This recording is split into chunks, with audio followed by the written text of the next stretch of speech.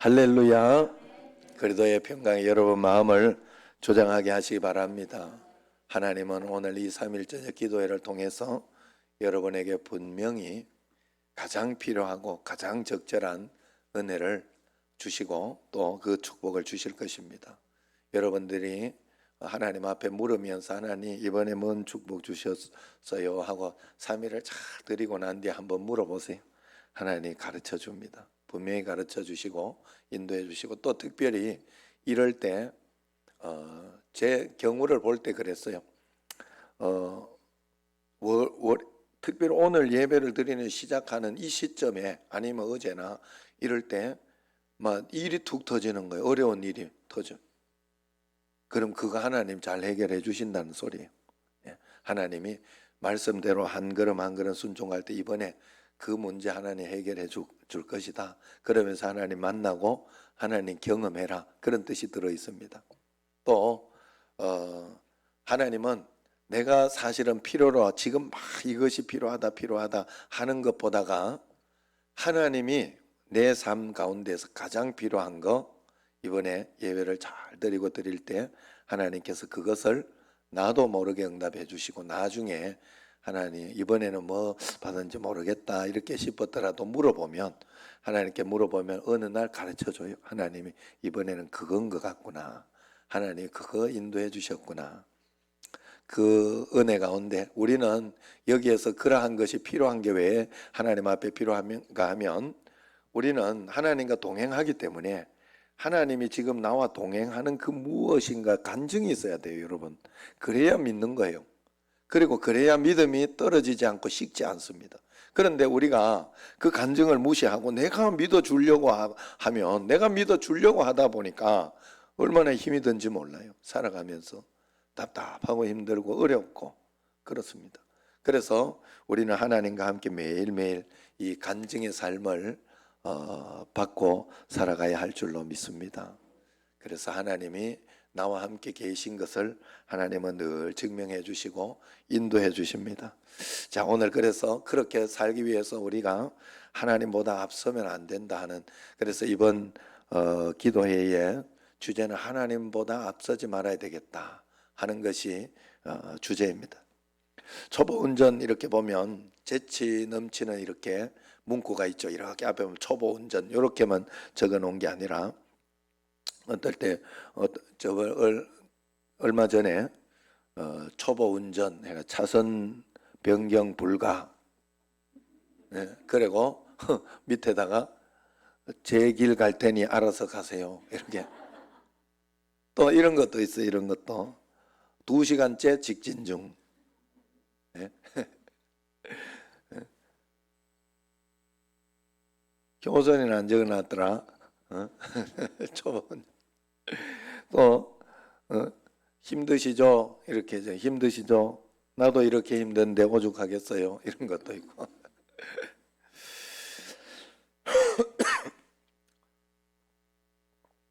거룩한 나침판이라는 책의 저자 브렌트 빌은 퀘이커 교도 목사입니다. 그는 안녕하세요라는 인사보다가 하나님보다 앞서지 마세요 그렇게 인사하는 것을 즐겨했다고 해요. 여러분 인생은 너도 나도 초보길이죠. 우리 옆 사람과 그래 한번 인사합시다. 하나님보다 앞서지 마세요. 여기에 많은 뜻이 들어있는 줄 압니다. 서툰 인생길에서 추월하다가 제 갈 길 차선 변경 함부로 하다가 사고 만나기 십상입니다. 거룩한 하나님의 백성들은 믿음으로 사는 법칙 하나가 있다면 그것은 하나님보다 앞서지 않고 사는 거예요. 하나님 말씀보다 앞서지 말자. 내가 기도보다 앞서지 말자. 그게 바로 오늘 설교 제목입니다. 이혜영 선생이 제비 얘기를 강연 중에 자주 쓰는 것을 제가 들었습니다. 일제 때 초등학교 선생님에게 다른 새들은 높은 나무 위에 은밀한 곳에 집을 짓는데 왜 제비는 사람이 사는 처마에 집을 짓는가 물었다가 쓸데없는 질문한다고. 일제시대니까 뺨을 엄청 맞았다리.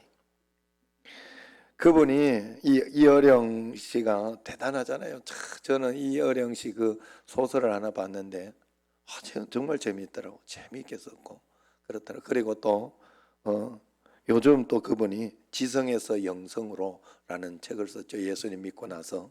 그것도 여러분 한번 사서 한번 보면 굉장히 속이 시원하게 후련하게 내가 신학이나 영성에 대해서 잘 청년들을 한번 보면 좋을 것 같아요. 기성 꼭 한번 읽어봐라. 알았지? 지나가는 사람 읽어봐야 돼. 그래서 그분이 뒤늦게나마 하나님께 돌아와 성경을 읽다가 어릴 때 그렇게 질문했던 그 제비에 대한 대답을 얻었다고 해요. 제비는 사람을 믿기 때문에 그렇다는 겁니다. 제비는 사람들이 자기를 사랑한다고 믿기 때문에 그렇게 제비집을 사람 있는 곳에 짓는다고 그래요. 사람을 의지하기 때문에 자기 자신과 새끼들을 사람에게 맡긴다는 뜻입니다. 사람에게 자기를 맡기니 뱀이나 까치가 사람이 무서워 제비집을 건드리지 못한다는 거예요. 까치는 높은 나무 위에 집을 짓습니다. 높은 데 집을 지으면 안전할 것 같지만 하늘을 나르는 매나 독수리가 새끼를 낚아챕니다. 은밀한 둥지를 틀고 사는 많은 새들과 또 짐승들이 있지만은 그들은 뱀의 먹이가 되기 십상이라고 해요. 이게 자기 생각이라는 거예요. 이걸 지성이라고 부릅니다. 하나님께 인생을 맡기고 살아가는 사람들, 하나님을 믿고 살아가는 사람들, 하나님과 함께 인생의 걸음을 같이 하는 사람들이 그 사람들이 제비의 영성을 가진 영성적인 사람이라 그렇게 이야기를 하더라고요. 그 원리에서 영감을 얻고 지성에서 영성으로 그렇게 책을 썼다고 간증하곤 합니다. 오늘 본문 말씀은 지금으로부터 약 3000년 전 사사시대 말기를 배경으로 하고 있습니다. 우리로 보면 구석기 시대 뭐 이런 때예요, 여러분. 이때는 백성들이 각자 자기의 소견대로 소견에 옳은 대로 판단하고 맞다고 생각하고 살았다고 합니다. 왕이 없는 시대, 영적 혼란기였죠. 주변 국가들과의 관계는 원만하지 못하여서 걸핏하면 블레셋 등 힘있는 나라의 침공을 받곤 했어요. 오랫동안 나라를 든든히 지켜주던 사무엘 선지자마저 이제 늙어버렸습니다. 이제는 새로운 지도자가 등장하든지 아예 국가 체제를 바꾸든지 기로에 서게 됩니다. 이때 백성들은 자기 나라에도 왕이 있었으면 좋겠다 생각하고 사울을 이스라엘의 초대 왕으로 세우게 되지요. 왕이 이스라엘 나라를 다스리는 왕정 정치가 지금 막 자리 잡는 이때 이스라엘 왕과 이방 왕은 무엇이 다른가? 이스라엘 왕이 되었다는 게 무엇을 의미하는가를 가르칠 필요가 있었던 것입니다. 이 학습 현장의 본문 바로 사울이 40세에 이스라엘 왕이 된 지 2년 만에 치르는 블레셋과의 전쟁 가운데 있는 것입니다. 이때 이스라엘 왕은 자신이 백성을 다스리기 전에 자신이 다스림을 받는 또 다른 왕이 진정한 왕이 계심을 선포하고 또 그 진정한 왕이 계심을 알아야 했습니다. 사울 자기가 진짜 왕이 아니라 내 뒤에는 진정한 왕 하나님이 계시다 하는 것을 선포하고 보여주는 그런 역할이 바로 사울 왕의 역할이에요. 왕을 그렇게 해서 세운 거예요. 그래서 왕은 백성들에게 법을 선포하고 말하기 전에 자신에게 말씀하시는 진정한 왕 하나님이 계시다는 것을 선포하고 말해야 했던 것입니다. 그것을 그래서 사울 왕이 오늘 배워야 했어요. 그래서 사무엘이 이 전쟁을 명하면서 길갈에 가서 기다려라. 내가 거기 가서 제사를 드리고 하나님의 말씀을 내가 전해주겠다. 이렇게 이야기를 합니다. 그런데 이 첫 번째 전쟁으로부터 사울 왕은 커다란 문제에 직면하게 됩니다. 과연 사울이 이스라엘 왕으로서 자격이 있는가를 가름하는 그 첫 번째 시험을 만나게 되는 거지요. 그런데 사울에게 이 첫 번째 시험 문제가 너무 어려웠던 거예요. 일단 적군 블레셋을 보면 병거를 탄 병사가 3만 명, 마병이 6천 명이라 그랬어요. 그 외 보병은 해변의 모래알처럼 수를 셀 수 없이 많기만 했다고 합니다. 당시 블레셋은 중동에서 철기 문화가 발달된 나라로 모든 군사들이 칼과 창으로 그렇게 무장했던 것입니다. 그런데 지금 이스라엘 군사는 고작 3,000명입니다. 무기 하나 제대로 없고 훈련되지 못한 오합지졸이었던 것이죠. 그런데 사무엘이 7일 후에 찾아와서 제사를 지낼 때까지 마냥 버티고 기다리라고 합니다. 시간이 하루 이틀 지나면서 이스라엘엔 탈영병들이 그나마 없는 것 중에 탈영병들이 속출합니다. 기다리고 지치고 궁지에 몰린 사울 왕은 자신이 직접 하나님께 제사를 집전하여 드립니다. 이 일로 왕권 초기에 있었던 첫 번째 시험에서 사울은 낙방하고 사울은 하나님으로부터 버림을 받게 됩니다. 사울은 왕이 되자마자 몰락의 길로 들어서게 된 것이에요. 하나님보다 앞섰기 때문에 일어난 일입니다. 여러분 생각해 보세요. 이 사건에서 모순되고 이해가 안 되는 점이 한두 가지가 아닙니다. 첫 번째는 이스라엘 군인들이 오합지졸이고, 두 번째는 무기 없는 3천 군사로 최첨단 무기들로 무장한 수만의 군사를 맞서 싸우라는 명령부터 이해가 안 되지요. 그리고 또 두려워하지 마라 그래. 신명기 20장 1절에 보면 이스라엘 전쟁 원론이 나와요. 내가 나가서 적군과 싸우려 할 때에 말과 병거와 백성이 너보다 많음을 볼지라도 그들을 두려워하지 마라. 이것이 비슷한 말씀이 오늘 본문 13장 5절에 나옵니다. 5절 한번 같이 읽어보겠습니다. 블레셋 사람들이 이스라엘과 싸우려고 모였는데 병거가 3망이요 마병이 6,000명이요 백성은 해변에 모래같이 많더라. 그들이 올라와 베다엔 동쪽 민마스에 진침해 그랬어요. 블레셋 사람들이 이스라엘과 싸우려고 모였는데 병거가 3만이요. 이 말씀 두 개를 비교해서 한번 보여줘요. 이 두 말씀을 비교해 보면 신명기에서는 먼저 명령을 했어요. 거기에서 이 신명기의 백성이라는 말씀과 사무엘상의 이 백성이라는 똑같은 말이 나옵니다.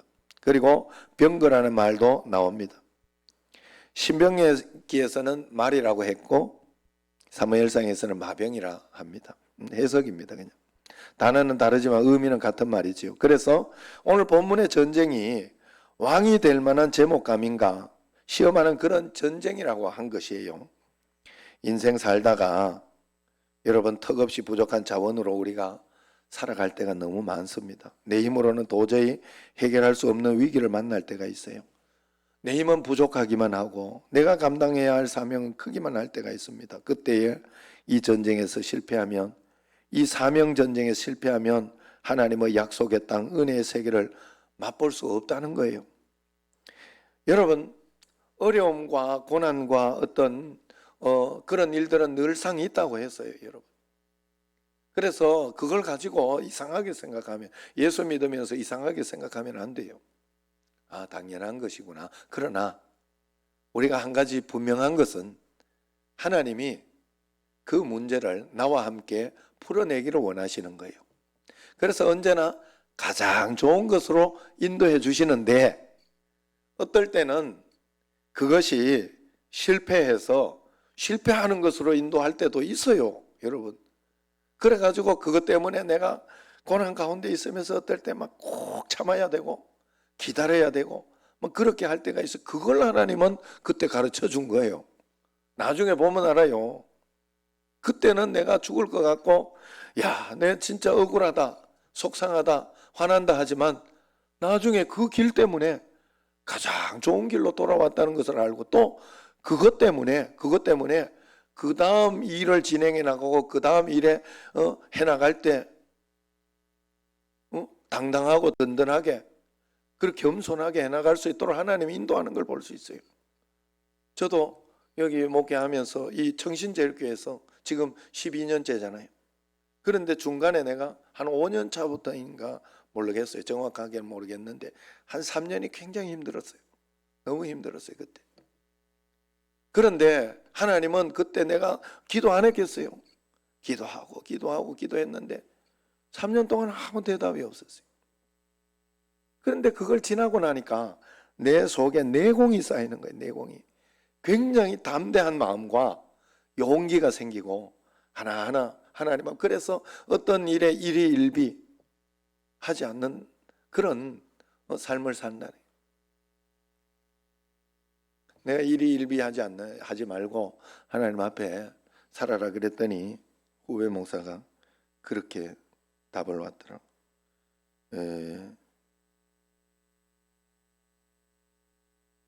뭐라고 왔는가 하면요, 어떤 사람이 그랬는데 자기 인생 좌우명이 일희일비하자 하는 거라네. 좋은 일에 기뻐하고 또 힘든 일 만나면 주님께 힘들다고 투정하면서 살자. 그게 좌우명이라. 그 말도 맞는 말이에요. 그러나 여러분, 제가 말한 일희일비와 또 이 사람이 말한 일희일비는 좀 다르죠. 자, 그것 때문에 낙심하고 실망하면서 그것 때문에 포기하고 절망하고 그러지 말고 끝까지 희망을 가지자 이 말이고, 이 사람은 하루하루 하나님과 함께하는 걸 행복하게 즐기자 하는 그런 뜻이죠. 둘 다 맞는 말이에요. 여러분, 우리가 하나님 앞에서 하나님은 모든 것을 다 응답해 주셔. 우리가 기도한 거는 아셨죠? 그런데 여러분 혹시 기도했는데 응답을 안 해줬으면 끝까지 하나님 왜 이걸 응답을 안 해줬습니까? 1년이 걸리든 10년이 걸리든 물어보셔야 돼. 그러면 어느 날 하나님이 대답해 줄 겁니다. 그걸 통해서 나는 너를 더 성숙하게 만들었다. 아니면 그걸 통해서 너에게 꼭 필요한 인내를 나는 주고자 한다. 아니면 그걸 통해서 실패도 배워야 한다. 뭐든지 하나님의 응답의 결과가 있어요. 그걸 꼭 들어야 돼요. 내가 기도한 대로 안 됐다고 그걸 가지고 생떼 쓰는 거지. 그러면 하나님이 하셔야 되지. 내가 뭘 그렇게 하나님처럼 내가 뭘 그래 정확해서 내가 생각하는 대로 다 돼야 되겠어요. 나는 그저 힘들고 어려울 때 이거 극복하게 해달라고, 지금 돈 없을 돈 달라고 기도할 뿐이긴 하지만 하나님이 그 다음 인도는 하나님이 해야 되는 거예요. 우리는 굉장히 연약합니다. 조금만 추워도 막 춥다고 난리치면서 원망하고 불평하는 사람이 우리예요. 조금만 막 이렇게 이번 주일에도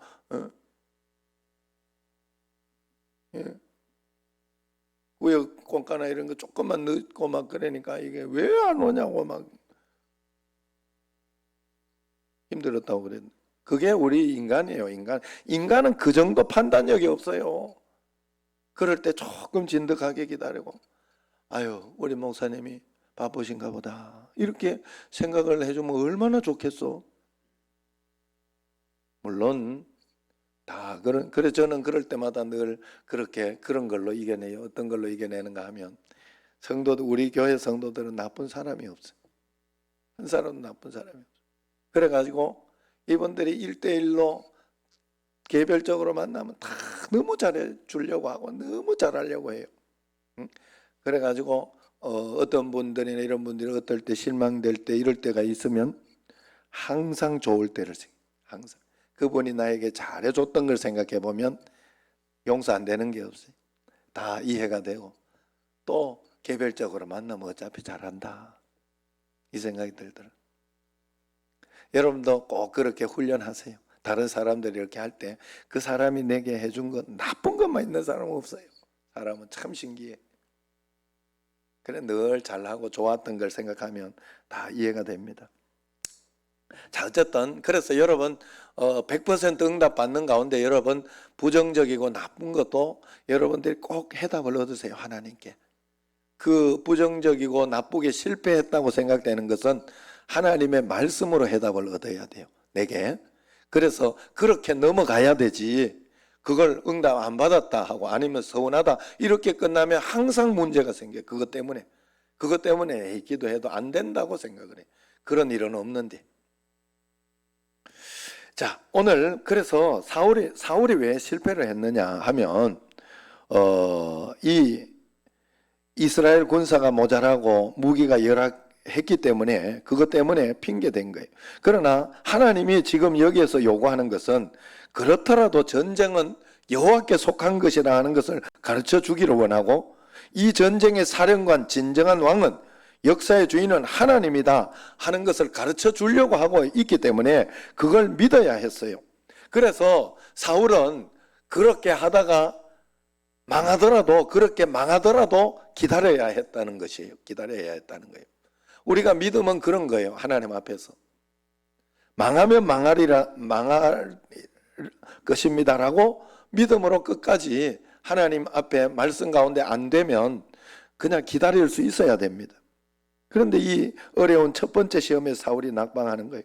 공교롭게도 사울 왕의 제사가 막 끝나는 시점에 사무엘이 참 신기하게도 꼭 고를 때, 꼭 하루 지나고 오고, 꼭 이렇게 뭐 마치고 난 뒤에 딱 오고, 꼭 그래요. 안 오다가. 그래서 사무엘이 왕이 도대체 무슨 일을 한 거요? 묻습니다. 사울은 변명의 말을 논리 정연하게 합니다. 당신이 정한 날에 일단 오지 않았고, 백성들은 흩어지고 있고, 적군이 몰려있기에 부득이 내가 먼저 제사를 집전했습니다. 불신앙의 말 가운데 부득이하게 하는 그런 말이 불신앙의 말이에요. 사울은 제사가 끝나자 곧 사무엘이 도착했다는 그 얘기는 그날 하루 마지막 시간까지 끝까지 믿고 인내하고 기다렸어야 했다 하는 거예요. 여러분, 물은 100도씨가 되어야 끓는다고 하지 않습니까? 그걸 김연아 선수가 굉장히 설명을 잘했잖아요. 99도가 되어도 끓지 않는다는 거예요. 우리가 그래서 김연아 선수가 끝까지 자기는 최선을 다했다는 거예요. 끝까지 가야 된다는 거예요.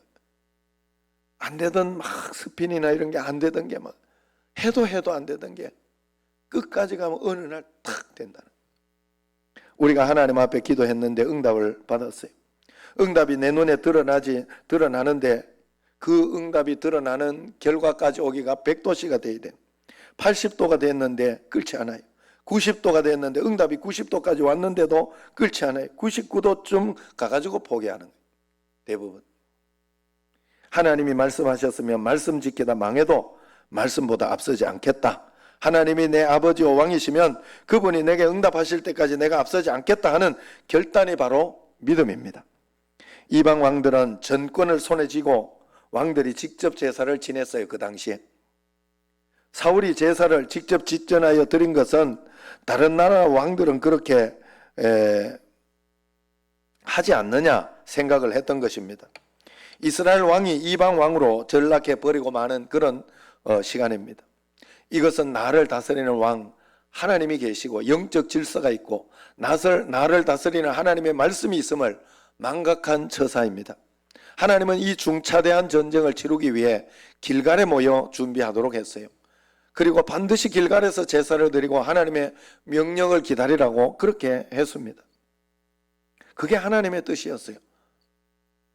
이스라엘 왕은 하나님을 왕으로 사령관으로 모시고 길갈의 전쟁, 거룩한 전쟁의 전통을 이어가라는 그런 뜻이었어요. 길갈에 있었던 거룩한 전쟁의 전통이 무엇이었습니까?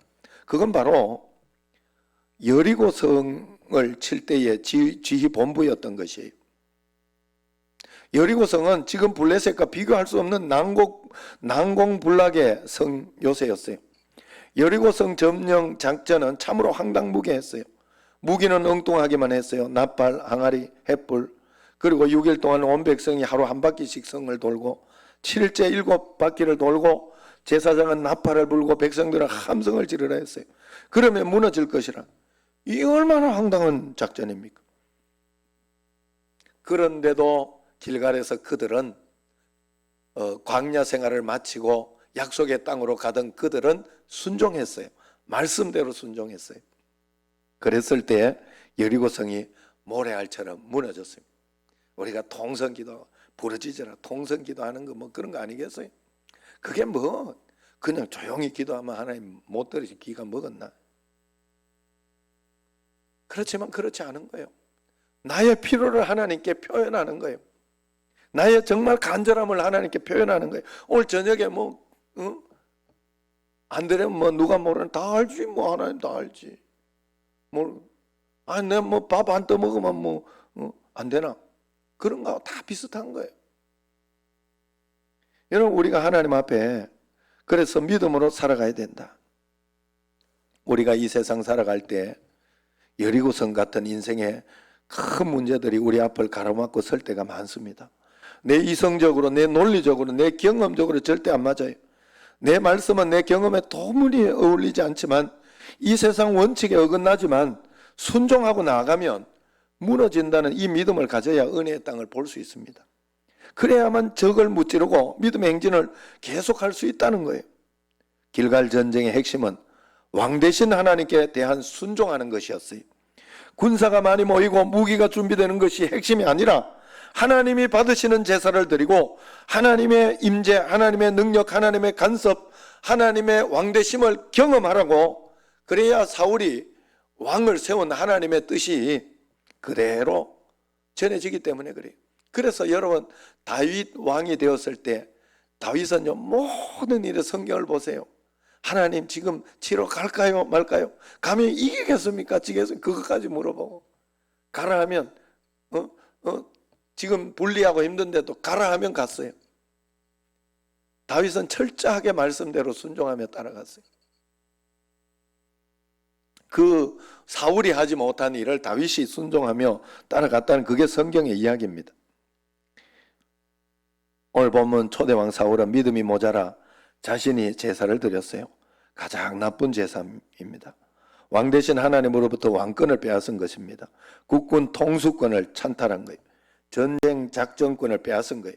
하나님 대신이 자신이 왕이 되고 사령관이 된 것입니다. 때문에 사무엘은 사울 왕의 폐위를 통보합니다.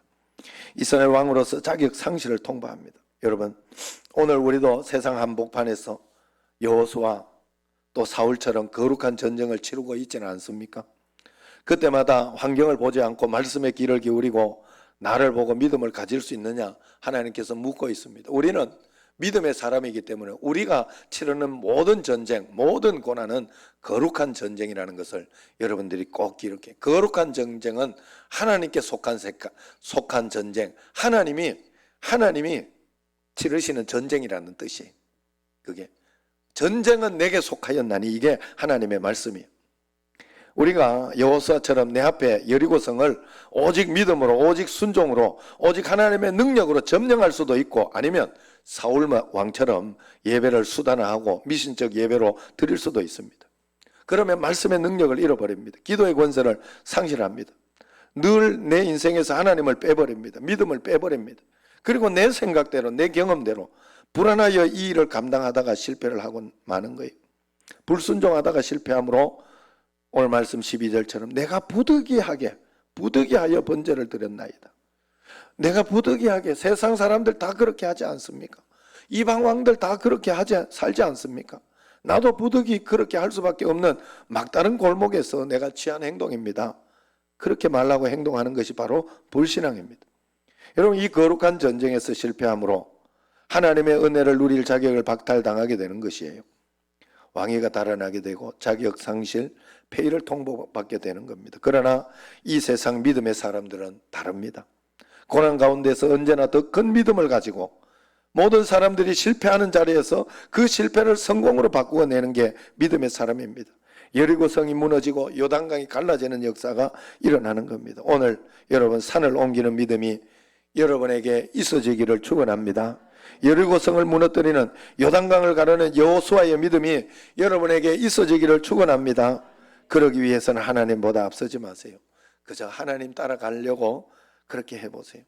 이번에 올 새벽에도 말씀드렸지만은 세탁기 리모컨 2개를 고스란히 세탁기에 돌렸어요, 아내가. 그래서 제가 왜 그런가 하면, 제가 요번에 예배 드리기 전에 이걸 마음속에 메시지로 받았어요. 2개 다 돈이 들어가고 문제가 될 것이라 생각했어요. 그리고 이제 바꾸려고 이렇게 전화를 해보니까 사야 된다고, 세탁기에 넣은 건 어쩔 수 없다고 그렇게 이야기하더라고요. 그런데 이틀을 기다렸고 불편함을 감수했어요. 그냥 그러면서 넘어갔어요. 그런데 2개 다 돈 한 푼 안 들이고 그냥 다 서비스로 잘 제공받았고 그 하나는 고쳤어요. 그냥 이틀 불편했고 발품을 내가 좀 팔았을 뿐입니다. 제가 말씀을 준비하면서 하나님 앞에 흔들리지 말고 기다리고 하나하나 풀면 하나님은 언제나 가장 좋은 것으로 주신다는 그런 마음을 사인으로 받았습니다. 여러분, 만약 내가 앞섰다면 화를 내고 성질을 내고 또 이것도 사보고 저것도, 제 성격이 그래요. 그렇게 하는데 그렇게 하지 않았습니다. 예전처럼 하지 않았어요. 여러분, 믿음은 기다리면서 주님을 신뢰하고 주님 인도하시는 만큼만 따라가 보겠다 하는 게 믿음입니다. 매일매일 여러분 믿음으로 살아내어 승리하는 여러분 되시기를 바랍니다. 답답하고 힘든 일이 있다고 해도 하나님보다 앞서지 말고 하나님을 더 의지하십시오. 주님이 여러분에게 계획하신 것을 다 이룰 수 있도록 주님과 함께 동행하며 오늘을 살아가는 여러분과 저가 되기를 주의 이름으로 축원합니다. 기도하겠습니다.